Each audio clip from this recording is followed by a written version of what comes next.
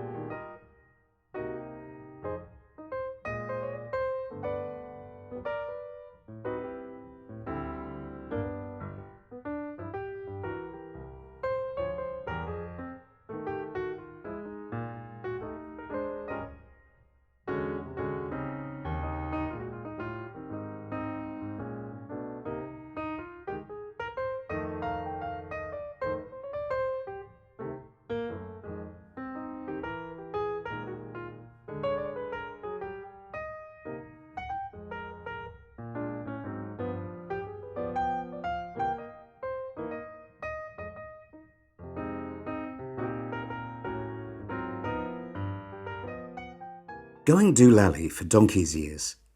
Swiss linguistics experts have identified some strange English sayings after spending months looking for the most bizarre phrases based on frequency of use. If you've got sweet Fanny Adams to do and it's brass monkeys outside, you might just go doolally. But while most English people would know that means that we might go mad because we have nothing to do and it's freezing cold, linguistic experts in Switzerland have identified these three sayings as among the most baffling in the English language. They spent months looking for the most bizarre phrases based on their frequency of use, how they came about, and how they are used today, as well as how often they are misunderstood by native speakers. The origins of the phrases range from historical events to military slang and sporting terms. Fanny Adams, the experts point out, was the child victim of a Victorian murder, while brass monkeys actually refers to a way of storing cannonballs. A red herring, meaning something misleading, originates from the practice of dragging a smoked, salted herring along the ground to train hunting dogs to follow a scent. Others in the 30 phrases they selected, such as donkey's years, meaning a long time, originate from Cockney rhyming slang, donkey's ears, at one point having been used for years. Franz Andres Morrissey, lecturer in linguistics and creative writing at the University of Bern, and Jörg Strissler, emeritus lecturer in linguistics at the University of Zurich, said many of the phrases would probably confuse an English speaker from America, let alone a non-native speaker.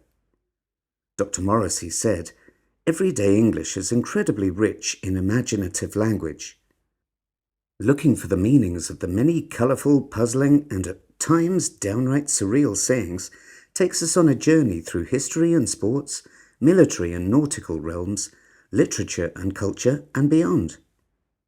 Finding out about these origins says more than a little about the collective minds of English speakers. It shows a fascination with history, with, in some cases, quite graphic language play. The research was commissioned by an insurance company, whose spokesman said, "With so much of our language open to interpretation, the need to communicate clearly and concisely in important documents is more evident than ever." Here are this week's questions. Do you understand all the phrases on page 2? Can you think of any strange phrases in your language? Do you know the origins of these phrases? How difficult would it be for a non-native to understand them? Do you like these phrases, or do you think that we should always try and talk clearly?